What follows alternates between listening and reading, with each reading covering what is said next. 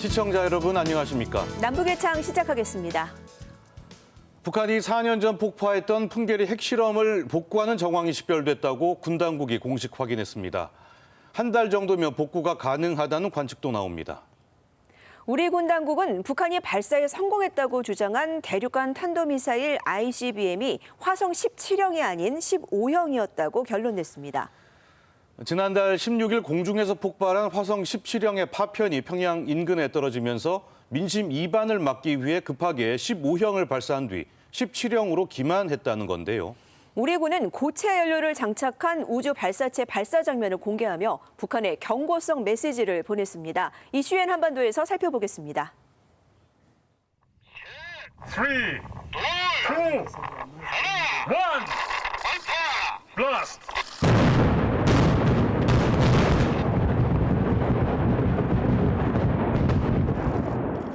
2018년 5월 북한은 싱가포르 북미 정상회담을 앞두고 풍계리 핵실험장을 폭파했습니다. 당시 폭파 장면을 대대적으로 공개하며 핵실험장을 완전히 폐기했다고 주장했습니다. 그래서 안에서부터 분출이 확 나왔댔죠. 그러니까 안악에서부터 분출이 있었다, 폭발이 있었단 말입니다. 입구만 폭발했으면 그런 현상 나타납니다. 하지만 우리 군은 최근 풍계리 핵실험장의 복구 움직임을 처음으로 공식 언급했습니다. 최근 북한 풍계리 핵실험장에서 갱도 중 일부의 복구로 추정되는 불상 활동이 식별되었습니다. 풍계리 핵실험장 주변을 촬영한 상업용 인공위성 사진. 3번 갱도 주변에 새 건물이 들어선 모습이 확인됩니다. 건물 주변에는 통나무와 흙더미들이 쌓여 있습니다. 폭파한 갱도를 복구하는 게 아니라 갱도 측면에 새로운 통로를 뚫고 있는 것으로 군 당국은 파악하고 있습니다. 북한이 갱도를 더 빨리 복구하는 방식을 택한 겁니다. 실험과 관련해서는 소형화나 다탄두 뭐 이런 등과 관련한 이런 가능성들도 여전히 있기 때문에 그런 점까지 예의주시하고 있다 이런 말씀드립니다. 미국 정부도 북한이 핵실험 준비를 시작했다고 보고 있는 것으로 전해졌습니다. Intelligence indicators are showing construction activity, tunneling, all the things that would be necessary for North Korea to resume underground nuclear testing. 북한이 풍계리 핵실험장 복구 작업 속도를 높이고 있다는 한국 측 평가와 일치하는 대목입니다. 미 당국자는 다만 핵실험이 얼마나 빨리 가능할지는 아직 분명하지 않다면서 복구 활동 속도에 달려 있다고 말했습니다. 정부는 수주에서 수개월 내 북한이 핵실험을 재개할 가능성이 있다고 판단하고 있습니다. 한국을 겨눈 전술핵 미사일이나 미국 타격용 ICBM에 탑재할 수 있는 핵탄두 소형화를 실험할 거란 전망이 나오고 있습니다. 다만 지난 6차례 핵실험을 통해 어느 정도 핵 위력을 검증한 만큼 북한이 국제사회의 움직임을 지켜보면서 핵실험 시기를 조절할 거란 관측도 있습니다. 풍계리를 복구한다고 당장 쓸 수 있는 것도 아니고요. 당장 급하지도 않거든요. 그러니까 핵실험보다는 ICBM 발사, 정찰 인공위성 발사 같은 그런 무력 시위를 할 가능성이 높고요. 핵실험을 한다면 적어도 몇 달 이상의 시간이 소요가 될 겁니다. 북한이 ICBM 발사 유예를 스스로 파기하고 핵실험 준비 동향까지 보이면서 우리 군도 기민하게 움직이고 있습니다. 자, 서해상에 설치된 발사대에서 시뻘건 화염을 내뿜으면서 로켓이 솟구쳐 오르고 있는데요.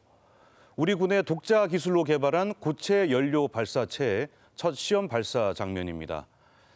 우리 군은 2025년부터는 실제 정찰 위성을 쏘아 올려서 북한 미사일 감시에 활용할 예정인데요. 김정은 위원장은 더 강력한 공격 수단들을 개발하겠다며 추가 도발을 예고했습니다. 시계를 보더니 이내 선글라스를 벗는 김정은 위원장. 묵직한 음악과 함께 곧 미사일이 등장합니다. 교차 편집에 각종 효과음까지 더해집니다.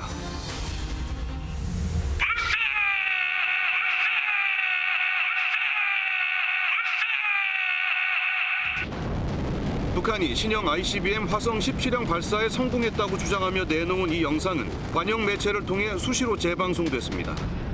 주체조선의 절대적 힘, 군사적 강세 힘있게 과시. 신형 대륙간 탄도미사일 시험 발사 단행. 발사 성공에 기뻐하는 주민들 인터뷰도 대대적으로 보도하며 자축 분위기를 이어갔습니다. 대륙간 탄도미사일 화성포 17형 실험 발사가 이 성과적으로 진행된 소식을 듣고 이 보수원을 탔던 사람들이 막 너무 기뻐서 야야했습니다. 우리가 강해지는 것을 두려워하는 자들이 정말 벌벌 떨겠구나 하는 그 생각이 막 석이 막 후련해집니다. 김정은 위원장은 ICBM 발사에 기여한 국방공업부문 일꾼들과 기념사진도 찍었습니다. 과학자와 기술자 500여 명이 참석한 것으로 추정됩니다. 전체 인민의 믿음과 열렬한 조국애가 없었다면 오늘의 이 경이적인 주체적 국방 발전상을 생각할 수 없다고 하시면서 인민들에게 공을 돌린 김 위원장은 추가 무기 개발 의지를 분명히 했습니다. 우리는 강해져야 한다. 진정한 방위력은 곧 강력한 공격력이라면서 강력한 공격 수단들을 더 많이 개발할 것이라고 강조했습니다.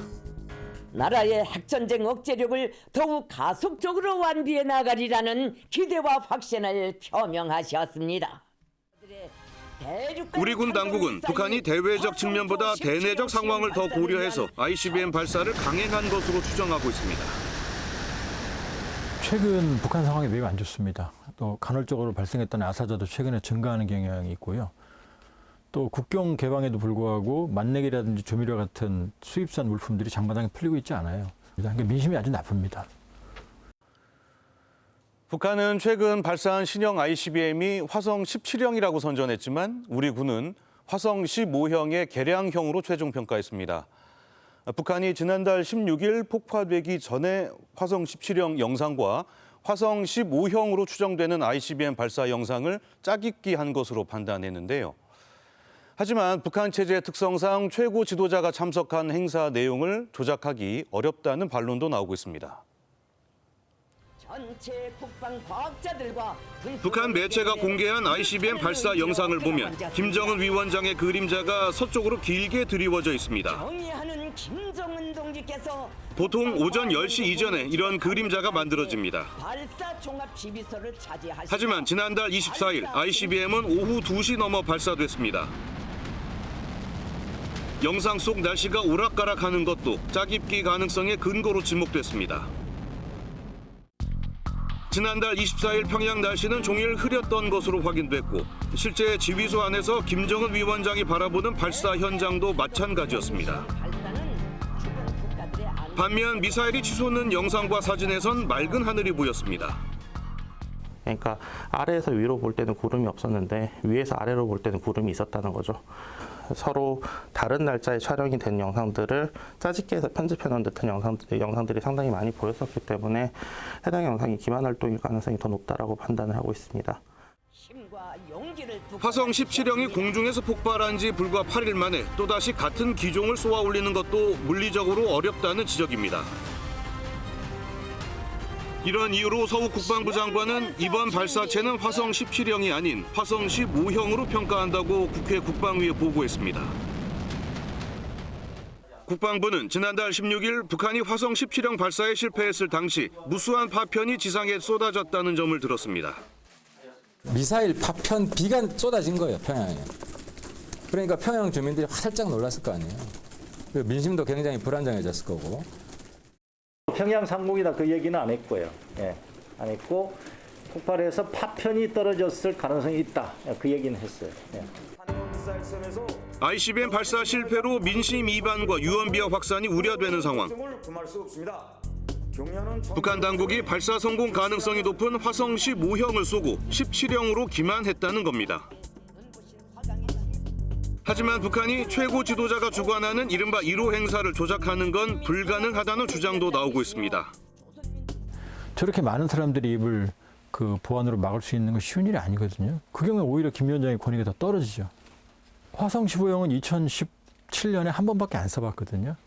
근데 화성 17형은 한미 당국의 공식 발표로 2월 27일 날, 3월 5일 날 두 번 다 성공적으로 발사했어요. 그럼 두 번도 성공한 게 더 신뢰성이 높지 한 번 성공한 게 신뢰성이 높습니까? 화성 15형이냐 17형이냐가 논란이 되는 이유는 탄두 운반 능력의 차이 때문입니다. 북한은 화성 17형의 위력이 더 센 탄두나 여러 개의 탄두를 탑재하려고 시도하고 있습니다. 지금까지 북한이 했던 활동들을 보면 주로 이제 소형화된 ICBM들을 먼저 성공시키는 거. 일단은 미 본토까지 날아가는 능력을 가지는 게 더 중요하니까 거기에다 집중을 하고 있었다면 17형 정도부터는 이제 고 2경 능력에 해당하는 거에 뭐 15형보다는 훨씬 많은 수의 다탄두를 올릴 수 있는 그런 이제 플랫폼을 일단 가지게 되는 거겠죠. 하지만 어떤 종류를 쐈든 한반도 정세의 불안 요소가 되는 건 분명한 상황. 미국도 북한의 ICBM 기종에 대한 공식 판단은 유보한 채 북한 핵미사일 능력이 증가하는 데 우려를 표명했습니다. We've been very clear about the threat that the North Korean ballistic missile program continues to pose to the region. 북한은 한미 군 당국의 판단에 아무런 반응을 보이지 않고 내부 결속을 다지는 데 집중하고 있습니다. 태양절 기념 열병식 예행 연습에도 점점 더 많은 병력이 동원되고 있습니다. ICBM을 또 발사하느냐, 핵실험으로 바로 가느냐, 북한의 선택에 국제사회의 관심이 집중되고 있습니다.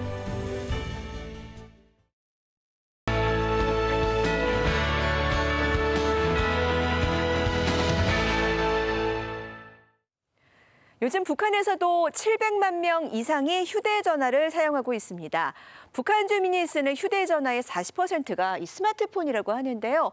품질도 우리나라 제품에 비해서 그다지 떨어지지 않는다고 합니다. 조선중앙TV가 최근에 스마트폰 오래 쓰는 방법을 자세히 소개해서 눈길을 끌었는데요. 함께 보시겠습니다. 우리 남편이겠나요? 그늘 밑에 모인 사람들, 누군가를 찾고 있는데요. 무슨 일이 생겼습니까? 일본 하는 김에 들렸습니다. 그렇소. 그런데 우리 세대준 잠깐 어디 갔다 오겠다고 한 사람이 어디 나타나오? 무슨 일이 생기지 않았는지. 사라졌어요. 나무 위에 올라간 북한 남성. 주머니 속에서 부랴부랴 뭔가를 꺼냅니다. 그가 놓쳐버린 건 바로 스마트폰. 최신형 스마트폰이 등장해 큰 화제를 모았던 북한 드라마 속 한 장면입니다. 조선중앙TV가 방영한 이 프로그램은 스마트폰 관리법을 구체적으로 소개하고 있는데요.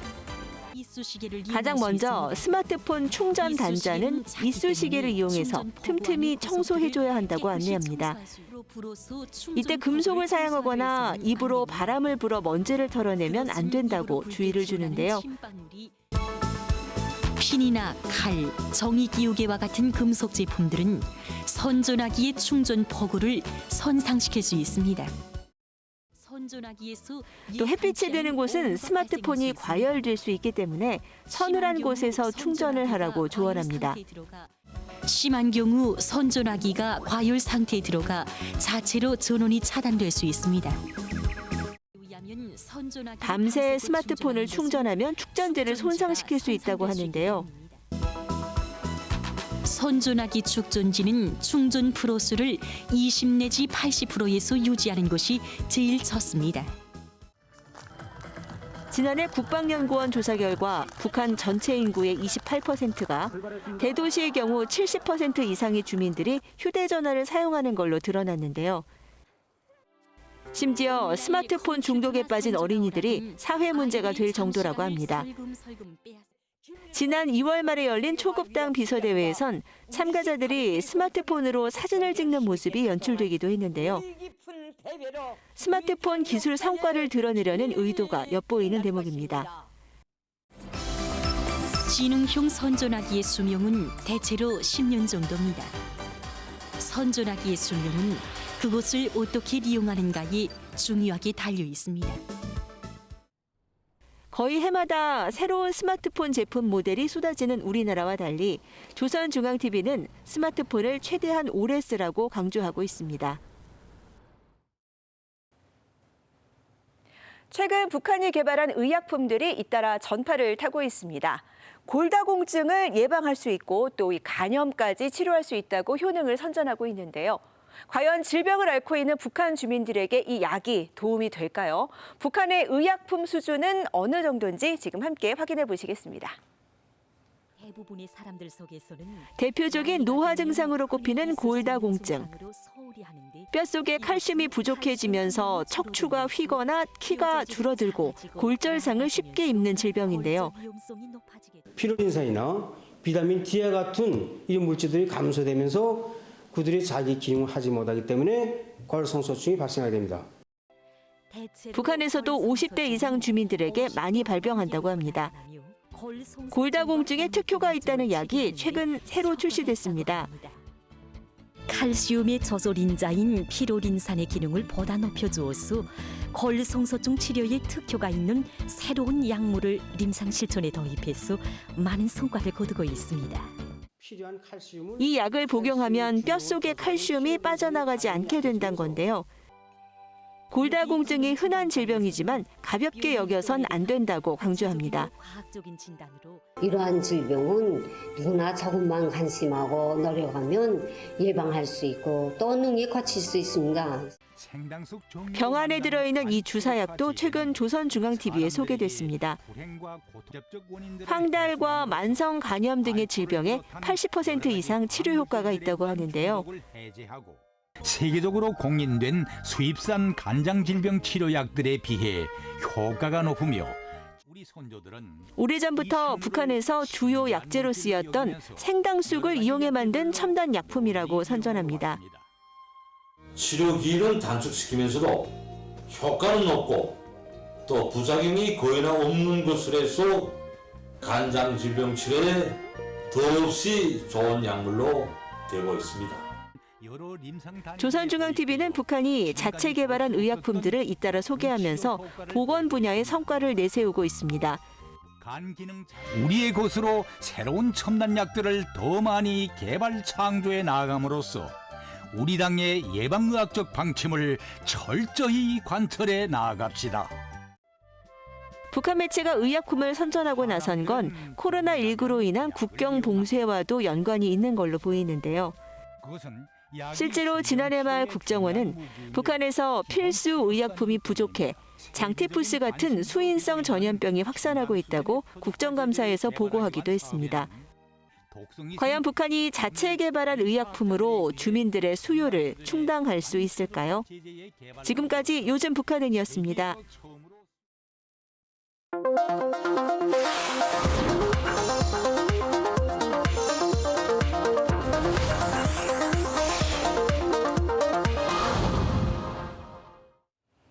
박사님 아나운서, 네. 북한 주민들이 주로 먹는 주식하면 어떤 것들이 떠오르시나요? 일단 뭐 우리처럼 쌀을 먹을 것 같고요. 그리고 네. 부족한 건 뭐 옥수수랑 감자 먹는다. 뭐 이렇게 다들 알고 계시지 않나요? 네, 그렇죠. 비교적 최근에 탈북한 탈북민들 얘기를 들어봐도 북한에선 여전히 옥수수와 감자를 주식으로 많이 먹는다고 하는데요. 그런데 지난해 김정은 위원장이 쌀과 밀가루로 주식을 바꾸라고 해서 화제가 됐습니다. 네, 그렇습니다. 북한은 최근 김정은 위원장 지시에 따라서 올해 벼농사 또 밀농사를 성공시키기 위해서 총력을 다하는 모습인데요. 벌써부터 봄 가뭄이 심한데 풍년을 기대할 수 있을까요? 클로즈업 북한에서 분석해봤습니다. 농번기를 앞두고 일손이 바빠진 북한의 협동농장. 쌀을 주로 생산하는 지역에선 모판에 씨를 뿌리는 작업이 한창이다. 황해남도 재령군에선 지난해 가을에 심은 밀이 한 뼘이나 자라 있다. 작업반에서는 지난 시보다 밀 재배 면적을 1.0배로 늘렸습니다. 지금 이렇게 겨울날 밀들이 파릇파릇 태생하지 않습니까? 평양의 이 협동농장 근로자들도 밀을 재배하느라 손길이 바쁜 모습. 연신 걸음을 주어가며 생착률을 높여가고 있다. 이 겨울날 밀포기들이 영양이 약하기 때문에 이 대사리 시기에 빨리 이 밀포기들이 영양을 높여줘야 서출을 결정적으로 높입니다.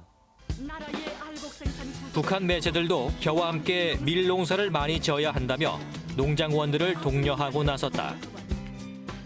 벼와 밀 소요량을 충족시킬 수 있게 필요한 재배 면적을 확보하는 사업을 계획적으로 내밀고 밀 가공 능력을 대폭 늘려야 합니다.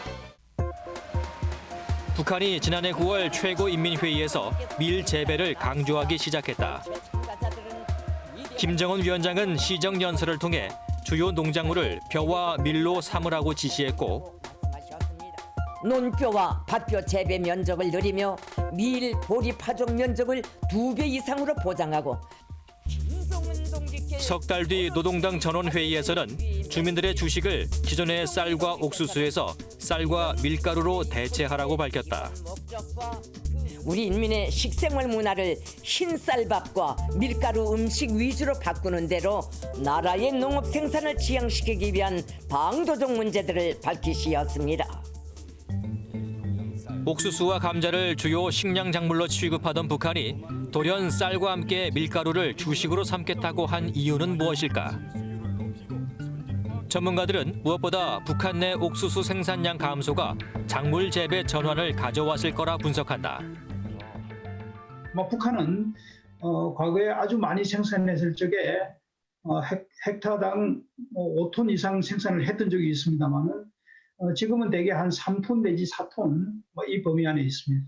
옥수수는 소위 다비성 작물, 비료를 많이 필요로 하는 작물이거든요. 그래서 과거에는 충분한 비료를 사용을 했지만 지금은 비료를 그렇게 많이 지금 사용할 수가 없습니다.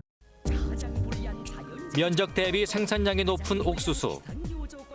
그러나 옥수수는 반복해 심을 경우 지력을 많이 떨어뜨리기 때문에 비료가 턱없이 부족한 북한에선 생산량이 줄어들 수밖에 없다. 반면 밀은 옥수수에 비해 비료가 적게 들고 월동 작물이라 이모작이 가능하다는 점도 영향을 미쳤을 거란 평가다.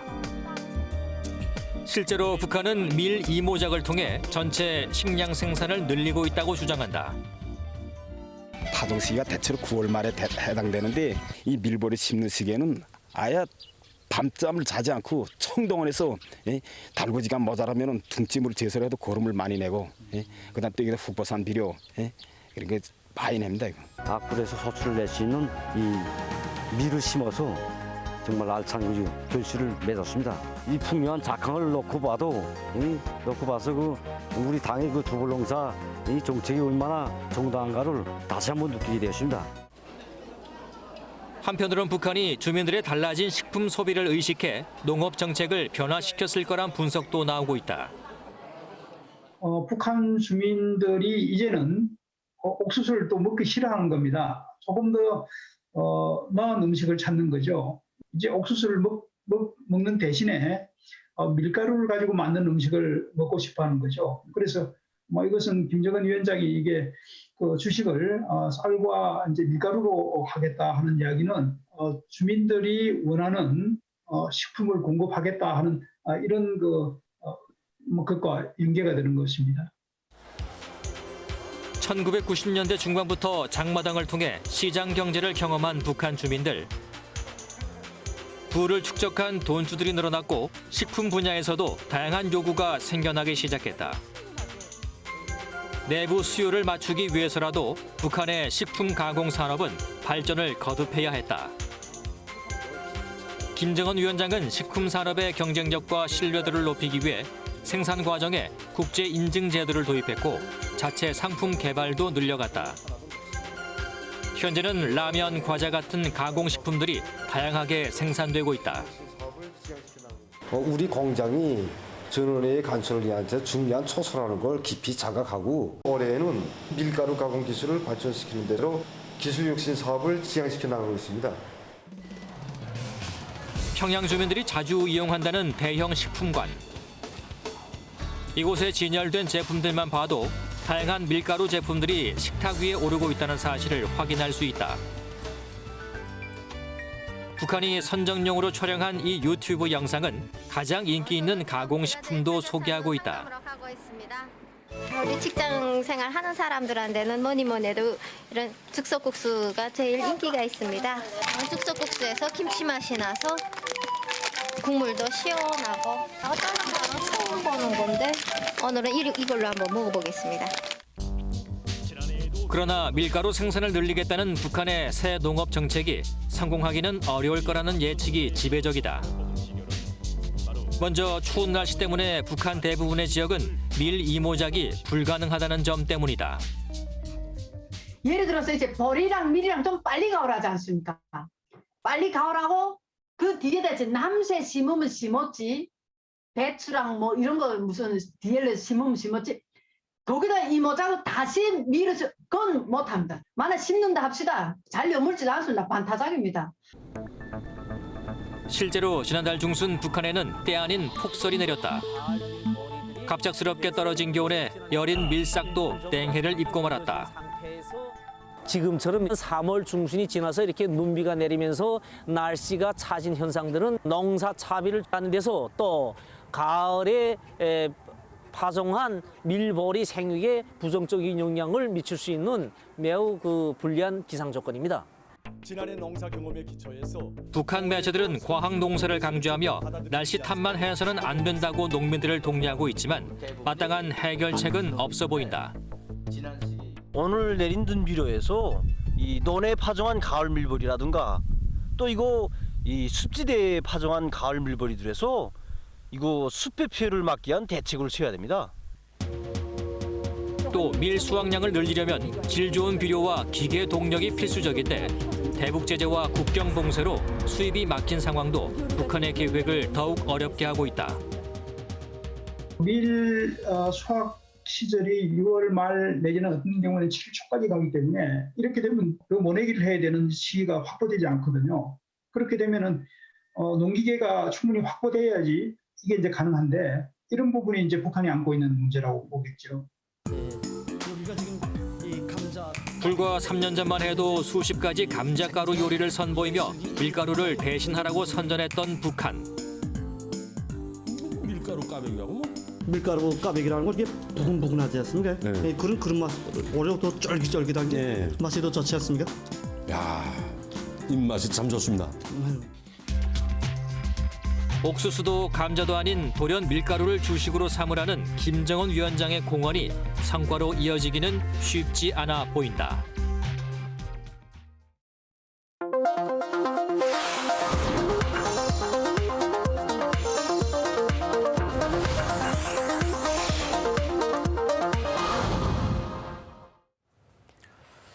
네, 저희 남북의 창에서도 꾸준히 다뤄온 주제입니다만 혈혈 단신의 탈북민들이 한국 사회에 적응하기란 참 쉽지 않은데요. 네, 그래서일까요? 이 한국 사회에서 큰 꿈을 펼치기 위해서 대학원에 진학하는 탈북민들도 많다고 합니다. 오늘 통일로 미래로에서는 일과 학업을 병행하고 있는 탈북 여성을 만나봤는데요. 네, 서울에서 식당을 운영하는 민경숙 씨라고 하는데요. 지난 2월에 탈북 여성으로는 처음으로 공학 박사 학위까지 받았다고 합니다.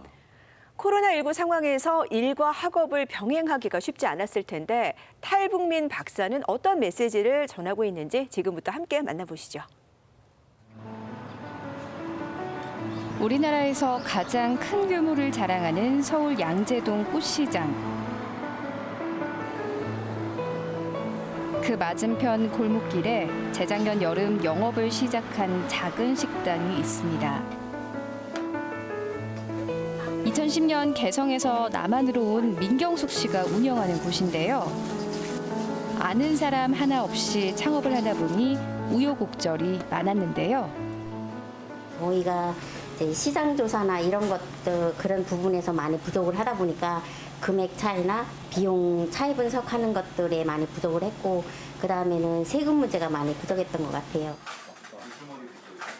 하지만 지금은 이 식당을 찾아오는 단골 손님도 꽤 늘었습니다. 뭐 똑같이 다 살고 있으니까 똑같다고 생각 들어서 그렇게 큰 뭐 차이나 뭐 편견이나 뭐 이런 거 생기지는 않는 것 같아요. 네네네. 허물없이 대해주는 손님들이 민경숙 씨한테는 큰 힘이 됐는데요. 하지만 최근엔 북한의 무력 시위 관련 뉴스를 볼 때마다 마음이 아려옵니다. 어떤 손님들은 제가 북한에 살고 있는지를 모르고 막 이제 나쁜 말씀도 하시고 그거 참 한심하다느니 뭐 이런 이제 막 심각한 얘기들 많이 하세요. 그럴 때마다 너무 마음이 아파요. 한국 사회 정착 13년 차에 들어선 민경숙 씨. 가게를 운영하며 안정적으로 한국 사회에 정착을 했는데요. 하지만 안정적인 삶을 꾸리기까지 많은 어려움이 있었다고 합니다. 북한에서 위암에 걸린 어머니 약값을 벌기 위해 중국으로 향했던 민경숙 씨. 중국에서 가정을 꾸렸지만 언제나 쫓기는 삶을 살아야 했습니다. 중국 정부에서 북한 이탈 주민들을 다 북송을 시킨다라고 하더라고요. 그때 당시 저도 북한 공안에 잡혀 있다가 저 북한 돈으로 10,000원씩 한 집에서 10,000원씩 지불을 하고 풀어주더라고요. 그 이후 강제 북송을 피하기 위해 계속 중국을 떠돌아야 했는데요. 북한에 있는 가족들과는 연락이 끊어진 채 살아왔습니다. 안정적인 삶을 찾아 결국 한국 땅을 밟았지만 외로움을 견디기란 쉽지 않았습니다. 처음에는 많이 울기도 했어요. 명절이나 또 좋은 일이 있을 때나 이럴 때는 이제 가족이나 형제들이 생각이 나서 많이 울고 했는데 그 다음부터는 이제 내가 이렇게 울면서 한탄을 하면서 지낼 것이 아니라 나도 잘 살아야 된다라는 생각이 들더라고요. 북한에 있을 때 컴퓨터에 관심이 많았던 민경숙 씨. 하지만 배울 기회는 없었는데요. 제대로 된 컴퓨터 교육을 받으면서 결과물을 만들어내는 과정에 흥미를 느꼈다고 합니다. 배움에 대한 갈증은 그녀를 대학원으로 이끌었고 컴퓨터 관련 자격증들을 따게 됐는데요. 올해 2월에는 탈북 여성 1호 공학 박사가 됐습니다. 주제도 여러 가지를 생각을 했었는데 제가 생각하기에는 탈북 청소년들이 대한민국에 잘 적응을 하자면 우선 컴퓨터를 잘해야 된다라는 생각이 들었거든요. 그래서 시작하게 된 것 같아요. 민경숙 씨의 끊임없는 도전은 단골 손님들한테도 큰 울림으로 다가왔습니다. 2달 전인가 뭐 컴퓨터로 노트북으로 박사 같은 뭐 너무 해가지고 너무 이거 하기도 바쁜데 저는 이제 교수인 줄 알고 그래가지고 노트북 보면서 보니까 그래도 열심히 하는 거 보고 대단하다고 했습니다. 경숙 씨는 일과 학업을 병행하려고 하다 보니 현실적인 어려움들이 따라왔다고 하는데요. 하지만 자신의 목표를 이루기 위해서 쉽게 포기할 수는 없었습니다.